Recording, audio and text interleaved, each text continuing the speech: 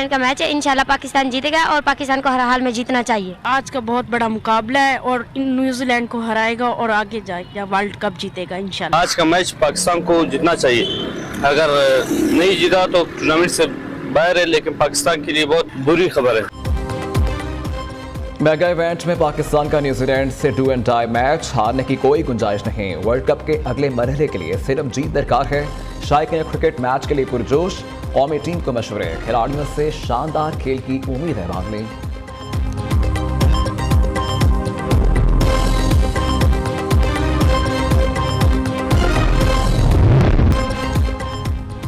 हुकूमत का ज़का अशरफ को वर्ल्ड कप फाइनल तक तौसीह देने का फैसला, चेयरमैन मैनेजमेंट कमेटी से मुतल्लिक फैसला वर्ल्ड कप के बाद होगा। निगरान वज़ीर आज़म अनवारुल हक काकड़ ने फैसला सुना दिया। Chairman management committee Zaka Ashraf की मुद्दत कल मुकम्मल हो रही है।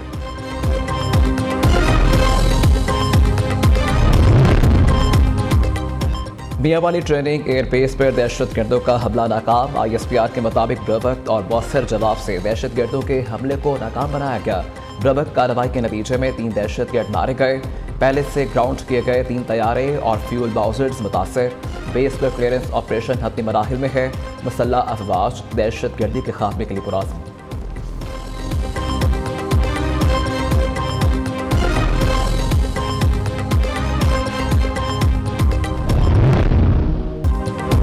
के बाद दहशतगर्द हमला, शहीद 14 फौजी जवानों की बिस्ती में नमाज जनाजा अदा कर दी गई। ISPR के मुताबिक शहदा को फौजी अजाजात के साथ उनके आबाई इलाकों में सुपुर्द खाक किया जाएगा। जनाजे में हाजिर सर्विस फौजी और सिविल एडमिनिस्ट्रेशन ऑफिसर समेत फौजी जवानों ने शिरकत की। सिक्योरिटी फोर्सेस मुल्क से दहशतगर्दी के खात्मे के लिए पुराज़म है।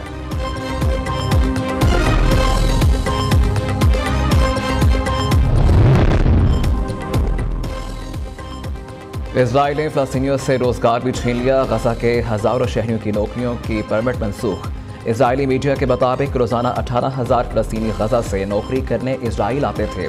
7 अक्टूबर के हमले के बाद इजराइल में मौजूद 3,000 मेहनतकश फ़लस्तीनियों को हिरासत में लिया गया।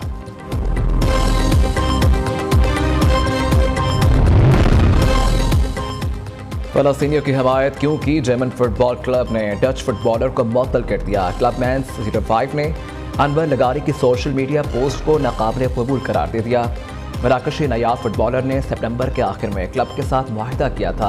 अलगाजी ने बरतरफी के बाद सोशल मीडिया पोस्ट में कहा, जो सही है उसके लिए खड़े हो जाओ, चाहे तुम अकेले ही क्यों ना हो जाओ।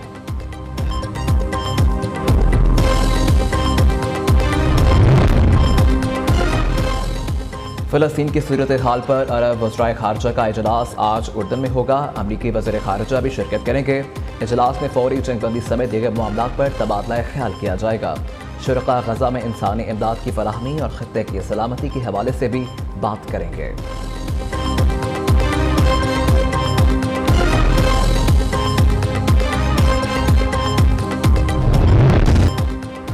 गैर कानूनी मुकीम गैर मुल्कियों के इंकलाब में तेजी। मजीद 1079 ख़ानदान पाक अफगान तोरखम बॉर्डर के रास्ते वापस अफगानिस्तान चले गए। अब तक मजमूई तौर पर 1,60,000 से ज़ायद गैर कानूनी मुकीम अफगान शहरी अपने मुल्क वापस जा चुके हैं।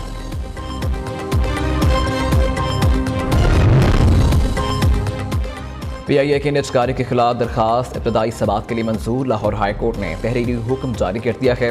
अटॉर्नी जनरल को अदालती मुआवनत के लिए नोटिस जारी। फ़रीक़ैन से 30 नवंबर को जवाब तलब। इसहाक डार मुस्लिम लीग नून के इलेक्शन सेल के चेयरमैन मुकर्रर। मुस्लिम लीग नून के सदर शहबाज शरीफ की हिदायत पर नोटिफिकेशन जारी। एहसन इकबाल के मुताबिक इसहाक डार को इलेक्शन सेल का सरबराह बनाने से नून लीग की इंतखाबी सरगर्मियों में मजीद तेजी आएगी।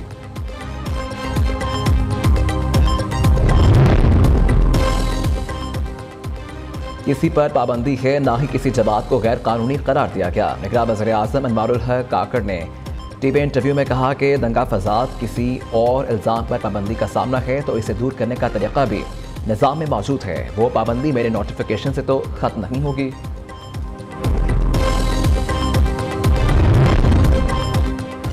अगली हुकूमत पीपल्स पार्टी की होगी। बिलावल भुट्टो जरदारी का दावा। चेयरमैन पीपल्स पार्टी ने आम इंतखाबात के लिए 8 फरवरी की तारीख आना बहुत बड़ी कामयाबी करार दे दी। तमाम सियासी जमातों को लेवल प्लेइंग फील्ड मिलने का मुतालबा भी कर दिया।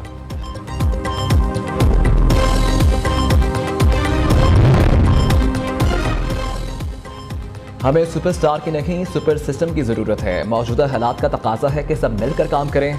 माजी में हुक्मरानों ने वोट लेने के लिए अवाम से झूठे वादे किए, जो जुबान से निकालेंगे उसे अमली जमा पहनाएंगे। जहांगीर तरीन का हाफिजाबाद में जलसे से खिताब। अब्दुल अलीम खान ने कहा कि तब्दीली सरकार ने जितनी करप्शन की किसी और ने नहीं की। इलेक्शन का ऐलान हो गया, ये फिर मौका मांगेंगे।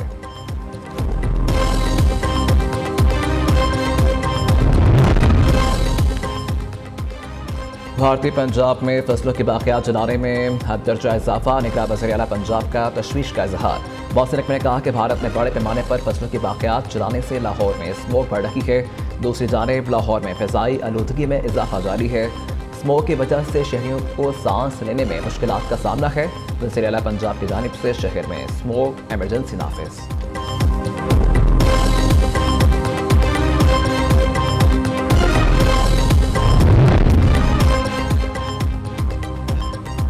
£190 मिलियन स्कैंडल और तोशाखाना नैब तहकीकात केसेस। इस्लामाबाद हाई कोर्ट में चेयरमैन PTI के नैब केसेस में जमानत बहाली की दरखास्तें समाअत के लिए मुकर्रर।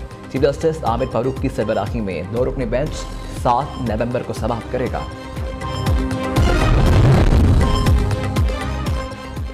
अमेरिका की रियासत न्यूयॉर्क के डिप्टी स्पीकर पाकिस्तान पहुंच गए। फिल रामोस के दौरे का मकसद न्यूयॉर्क को सैंत पंजाब के सिस्टर स्टेट बनाने की कोशिश है। आज लाहौर के बिजनेस कम्युनिटी और वज़रा से मुलाकातें करेंगे।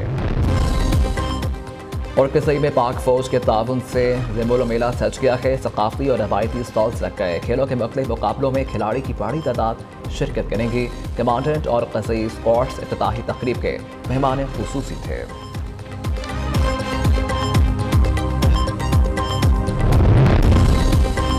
नेपाल में होलनाक ज़लज़ला, दर्जनों इमारतें मिलियामेट, 128 अफराद हलाक, 500 से ज़ायद जख्मी। काठमांडू से 500 किलोमीटर दूर जाकर कोट जिला में बड़ी तबाही हुई। रिएक्टर स्केल पर ज़लज़ले की शिद्दत 6.4 रिकॉर्ड की गई। गहराई 10 किलोमीटर थी। झटके भारत में भी महसूस किए गए।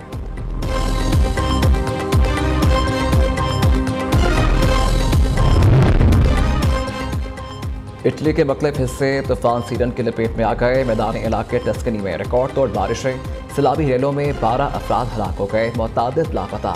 इलाके में हंगामी हालात का ऐलान। इमदादी कार्रवाइयाँ जारी।